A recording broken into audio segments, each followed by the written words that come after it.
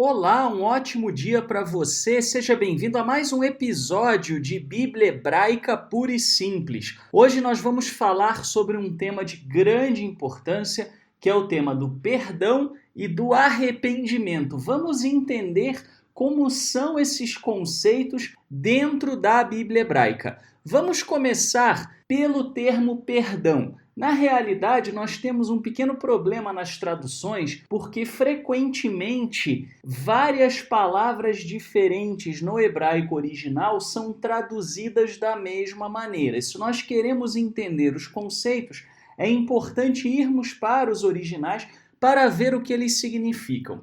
Existem dois termos que normalmente são traduzidos como perdão na Bíblia hebraica. O primeiro termo, que é o termo mais comum, solar no hebraico bíblico, salar no hebraico moderno, significa literalmente poupar. Nós podemos ver um bom exemplo do seu sentido original em Deuteronômio 29, de 19 a 20, onde é dito: "E aconteça que alguém ouvindo as palavras desta maldição se abençoe no seu coração, dizendo: terei paz, ainda que ande conforme o parecer do meu coração, para acrescentar à sede a bebedeira. O Eterno não lhe quererá poupar, Selohá, mas fumegará a ira do Eterno e o seu zelo contra esse homem. E toda a maldição escrita neste livro pousará sobre ele, e o Eterno apagará o seu nome de debaixo do céu."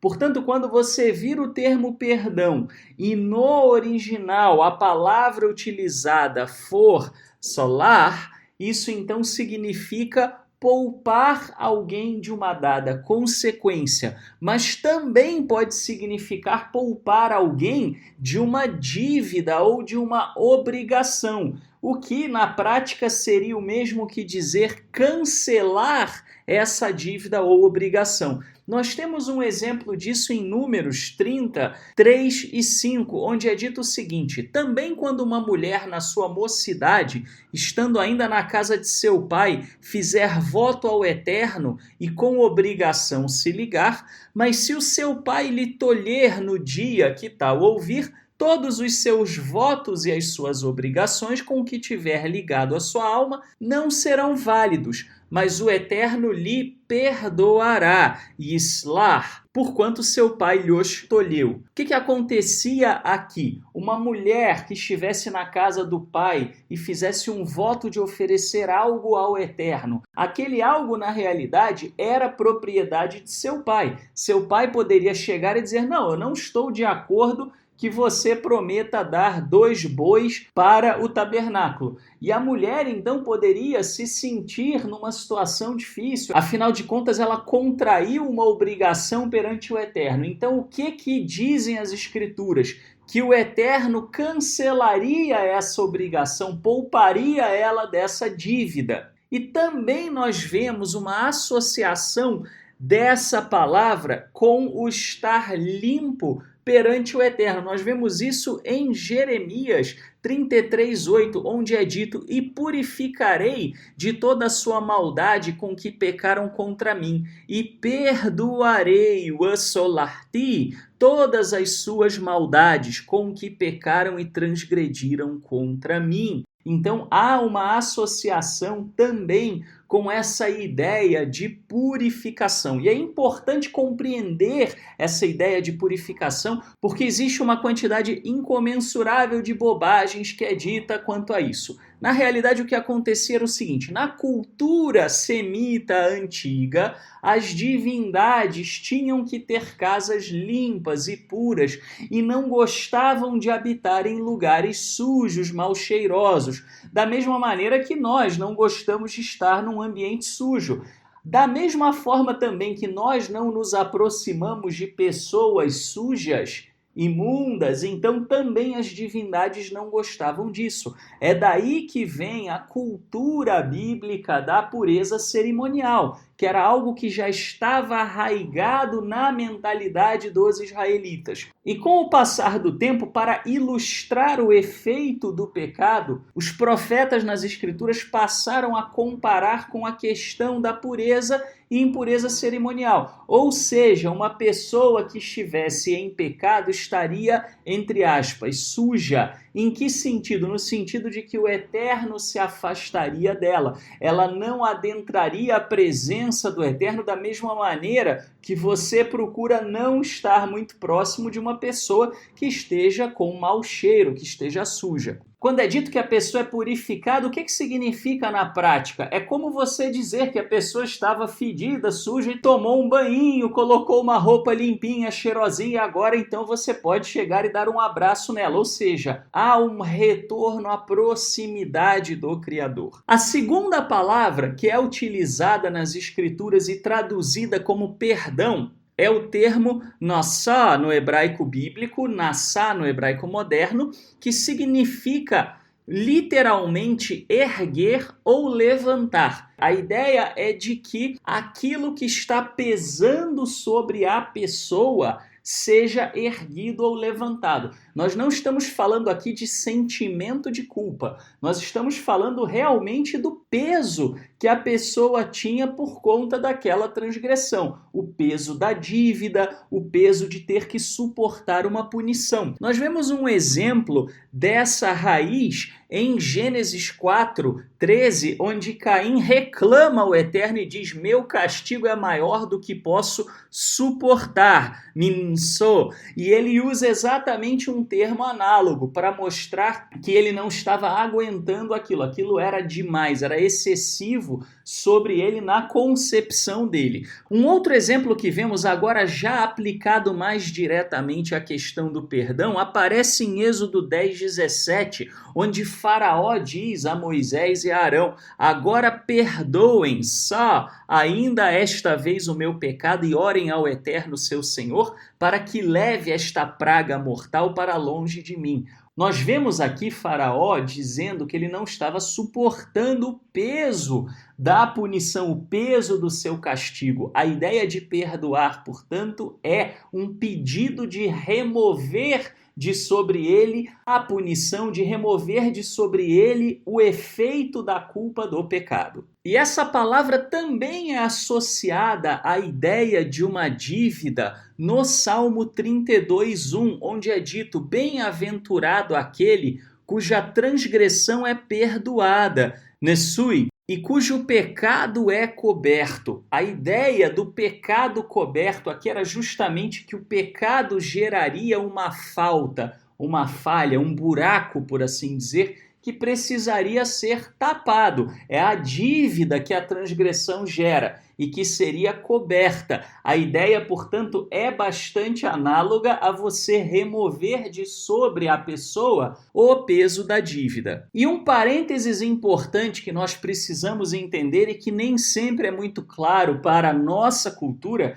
é que o perdão, o poupar ou remover das consequências, ele pode ser apenas algo parcial. Nós vemos um exemplo disso em Números 14, de 19 a 23, onde Moisés diz ao Eterno: perdoa-se-lá, pois a iniquidade deste povo, segundo a grandeza da tua misericórdia, e como também perdoaste, nossotá, a este povo desde a terra do Egito até aqui. E disse o Eterno: conforme a tua palavra, lhe perdoei, solarti. Porém, tão certamente como eu vivo e como a glória do Eterno encherá toda a terra, e que todos os homens que viram a minha glória e os meus sinais que fiz no Egito e no deserto, e me tentaram estas 10 vezes e não obedeceram a minha voz, não verão a terra de que a seus pais jurei, e nenhum daqueles que me provocaram a verá. Nós temos aqui a seguinte circunstância: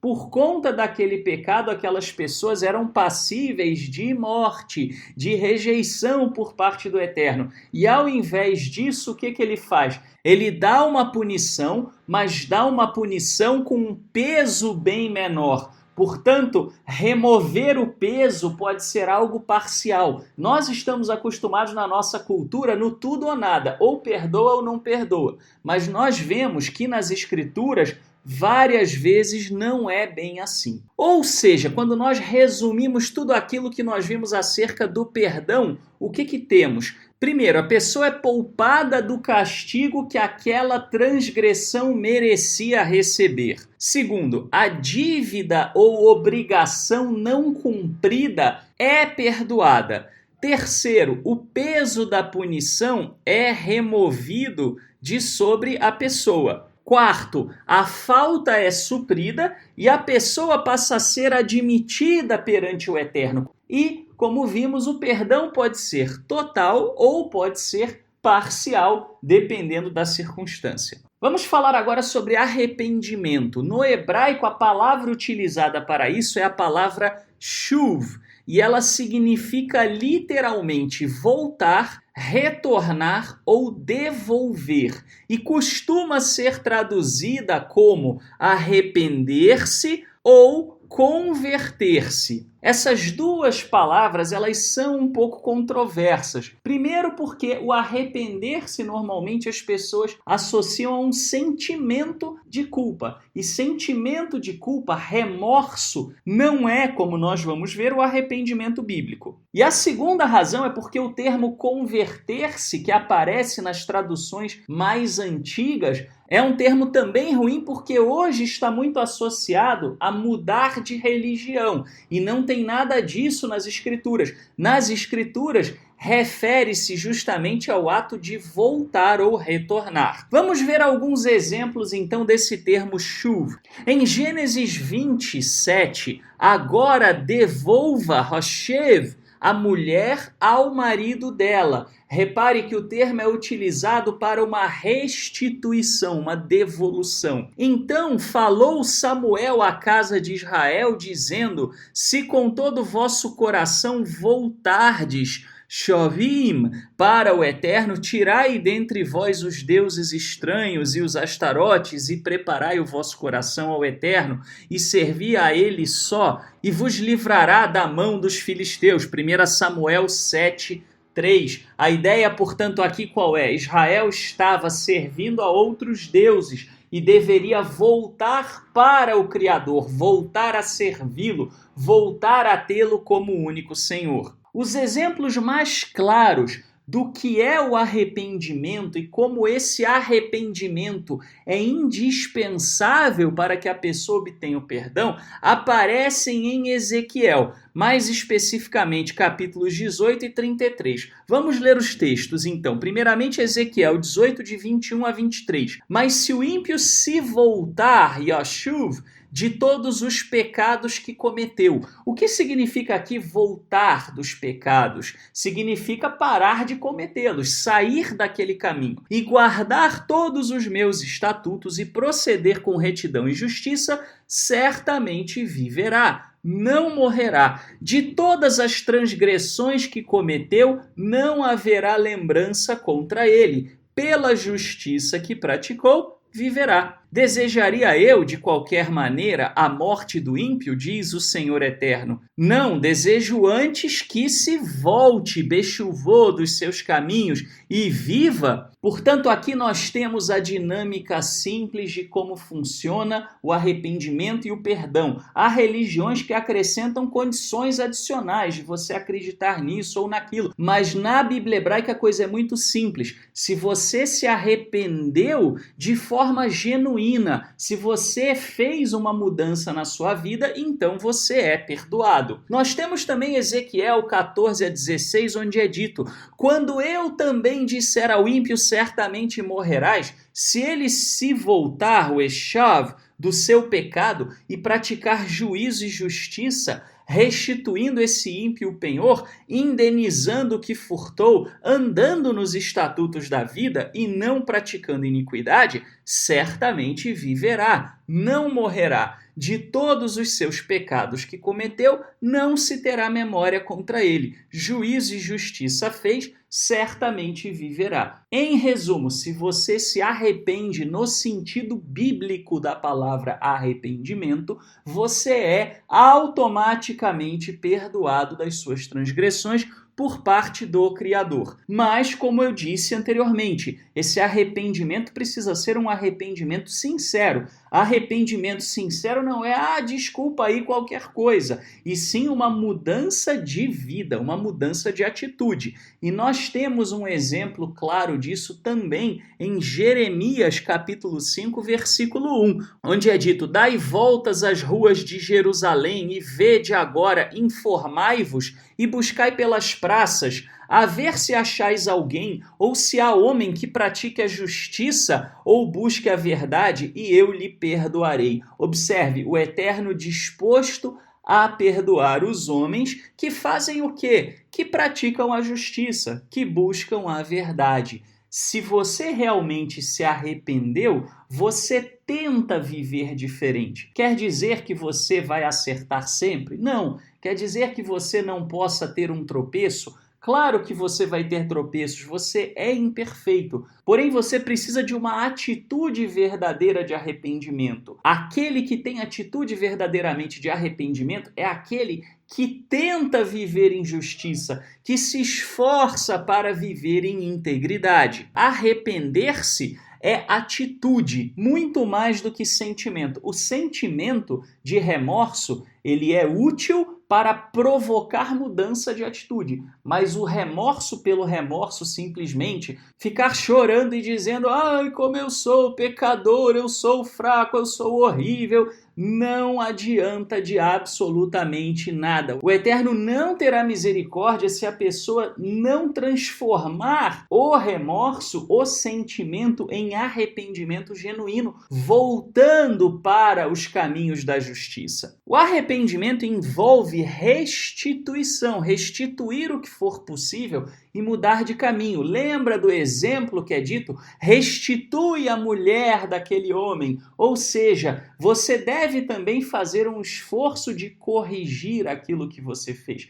Quebrou, tente consertar aquilo que estiver ao seu alcance. Claro, nem sempre a restituição é possível, mas o Eterno avalia a nossa intenção de realmente consertar. Como eu disse, não é simplesmente, desculpa qualquer coisa aí, falou? Não, se você tem algo concreto que você pode fazer para restituir a pessoa, restitua, faça. Se não dá para restituir, pelo menos então se esforce para agir diferente daqui para diante. Uma vez que você faz isso, que você busca a justiça, você automaticamente é perdoado pelo Eterno, porque Ele assim o prometeu. E existe algum momento em que a gente possa dizer: agora é tarde demais, não adianta mais eu buscar um arrependimento? E se eu já estiver nos últimos dias da minha vida, de que adianta se arrepender? Existem vários casos disso nas Escrituras. Vamos ver um exemplo disso, que é o caso de Nínive. Jonas, o profeta, pregava dizendo: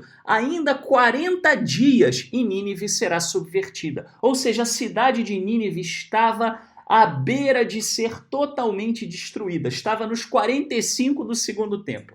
E os homens de Nínive creram no Senhor e proclamaram um jejum e vestiram-se de saco desde o maior até o menor. O jejum, na cultura semita, estava ligado ao ato de tristeza, de contrição. Então eles estavam expressando seu arrependimento. Esta palavra chegou também ao rei de Nínive, e ele levantou-se do seu trono, tirou de si as suas vestes, cobriu-se de saco e sentou-se sobre a cinza e fez uma proclamação: nem homens, nem animais, nem bois, nem ovelhas provem coisa alguma, nem se lhes dê alimentos, nem bebam água. Mas os homens e os animais sejam cobertos de sacos e clamem fortemente ao Senhor, e se voltem, o Yashuvu, cada um do seu mau caminho e da violência que há nas suas mãos. Quem sabe se voltará ao Senhor e se arrependerá e se apartará do furor da sua ira, de sorte que não pereçamos?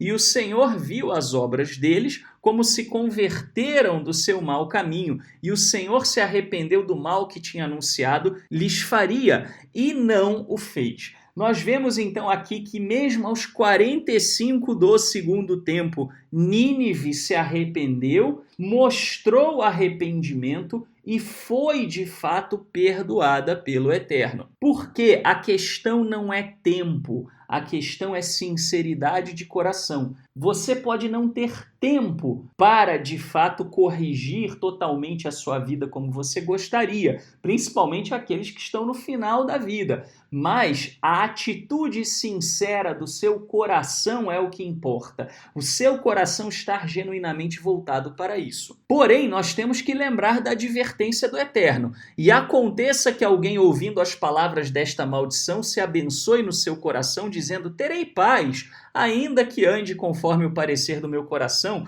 para acrescentar a sede bebedeira, o Eterno não lhe quererá poupar. A questão aqui não é se o arrependimento é tardio, mas se o arrependimento é genuíno. Você pensar: primeiro eu vou curtir o pecado, eu vou curtir a vida, eu vou viver na esbórnia, e depois lá para frente eu me arrependo, eu me corrijo, isso não é arrependimento genuíno. E o Eterno não perdoará aquele que age assim, até evidentemente que ele tome consciência e emende a sua vida. Ou seja, não é uma questão de tempo, é uma questão da sinceridade do arrependimento. Vamos então resumir o que nós vimos aqui hoje. Primeiramente, perdão significa cancelar a dívida ou a ofensa e remover o peso da punição. O perdão pode ser total ou parcial. O Eterno nos perdoa para que nós possamos estar próximos a Ele, perante Ele. Para ser perdoado, basta mostrar arrependimento verdadeiro, mesmo que seja, entre aspas, tardio. O arrependimento verdadeiro é aquele que é acompanhado de atitudes, ou pelo menos de uma intenção verdadeira de acertar, mesmo quando não dá tempo de corrigir. Com isso, nós concluímos este episódio de Bíblia Hebraica Pura e Simples. Espero que você tenha gostado da aula de hoje. Não deixe de nos ajudar contribuindo através de uma das contas que aparecem no seu vídeo para que nós possamos continuar trazendo mais das Escrituras, mais estudos para você. Até a próxima, se o Eterno assim nos permitir.